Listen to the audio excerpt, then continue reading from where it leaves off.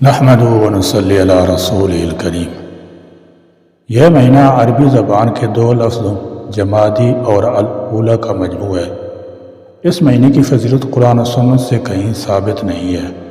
قرآن و سنت کی روشنی میں اس مہینے سے متعلق مخصوص اعمال کا کوئی ثبوت نہیں ملتا، اس لیے اس ماہ سے متعلق اپنی جانب سے اعمال و عبادات بیان کرنا شریعت میں زیادتی ہے، جو کہ ناجائز ہے۔ لہذا جو مسنون اعمال دیگر ایام میں کیے جاتے ہیں وہ اس مہینہ میں بھی وہی کیے جائیں گے، جیسے ایام بیز کے روزے، قمری مہینے کی 13، 14 اور 15 کا روزہ مستحب ہے، ان کا رکھنا فضیلت کا باعث ہے۔ نبی کریم صلی اللہ تعالی علیہ وسلم نے فرمایا، ہر ماہ 3 دن کے روزے رکھنا اور ایک رمضان کے بعد دوسرے رمضان کے روزے رکھنا یہ تمام عمر کے روزوں کے مترادف ہے۔ مشہور مفسر، محدث، مورخ حافظ ابن کثیر رحمۃ اللہ تعالی علیہ نے اہل لغت اور مورخین کے حوالے سے اس مہینے کا جمادی الاولی نام رکھنے کی ایک وجہ یہ بیان کی ہے، جس کو شیخ علم الدین سخاوی رحمۃ اللہ تعالی علیہ نے اپنی کتاب المشہور فی اسماء الایام والشہور میں بھی لکھا ہے۔ جمادی الاولی کی وجہ تسمیہ یہ ہے کہ اس مہینے میں سخت سردی کی وجہ سے پانی جم جاتا ہے۔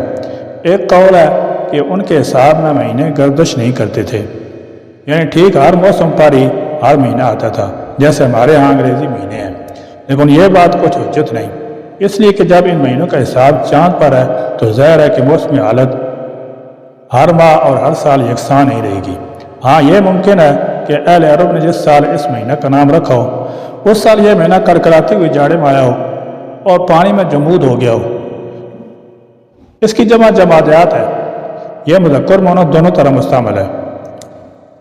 جمادی الاولی میں ہونے والے واقعات و حوادث: جمادی الاولی 2 ہجری میں غزوہ ذی العشیرہ ہوا۔ جمادی الاولی 3 ہجری میں غزوہ بنی سلیم اور بحران ہوا۔ جمادی الاولی 4 ہجری میں نواس رسول سیدنا عبداللہ بن عثمان رضی اللہ تعالی عنہ کی وفات ہوئی۔ سیدنا جعفر بن ابی طالب رضی اللہ تعالی عنہ نے پہلے حبشہ اور پھر مدینہ منورہ کی طرف ہجرت فرمائی۔ جنگ موتمہ جمادی الاولی 8 ہجری میں شہادت ہوئی۔ جمادی الاولی 9 ہجری میں سرکار دو عالم صلی اللہ تعالی علیہ وسلم کے بیٹے حضرت ابراہیم رضی اللہ تعالی عنہ کی ولادت ہوئی۔ جمادی الاولی 14 ہجری میں مشہور اسلامی شہر حمص بالبا کے انطاکیہ فتح ہوا۔ جمادی الاولی 17 ہجری میں ایران کا صوبہ اہواز فتح ہوا۔ جمادی الاولی 19 ہجری میں عراق کا مشہور شہر تکریت فتح یابی کے بعد اسلامی مملکت کا حصہ بنا۔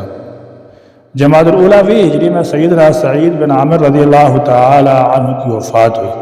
جمادی الاولی 35 ہجری میں صحابی رسول صلی اللہ تعالی علیہ وسلم حضرت عبادہ بن صامت رضی اللہ تعالی عنہ کی وفات ہوئی۔ جمادی الاولی 36 ہجری میں صحابی رسول صلی اللہ علیہ وسلم حضرت حذیفہ بن یمان رضی اللہ تعالی عنہ کا انتقال ہوا۔ جمادی الاولی 41 ہجری میں حضرت صفوان بن امیہ کا انتقال ہوا۔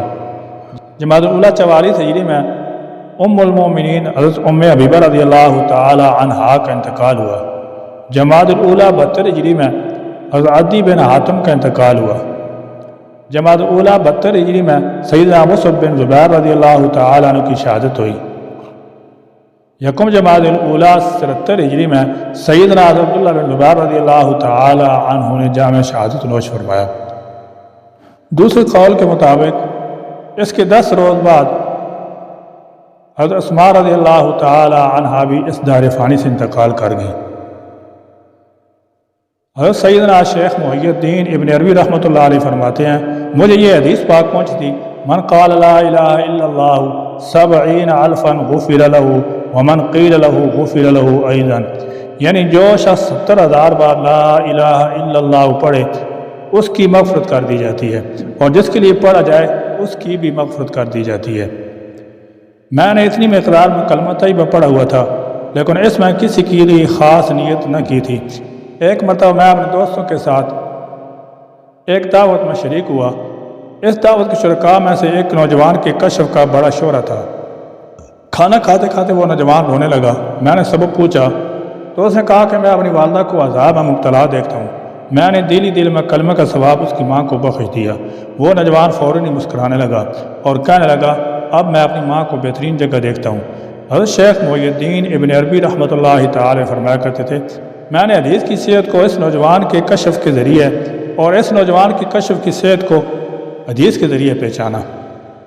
اللہ رب العزت سے دعا ہے کہ ہمیں اپنے اوقات کی قدر کرنے اور اس میں خوب عبادت کرنے کی توفیق عطا فرمائے، اور ہم سب کو ہر طرح کے بدعات سے محفوظ رکھے اور سچا مومن بنائے۔ آمین یا رب العالمین۔ وآخر دعوانا الحمدللہ رب العالمین۔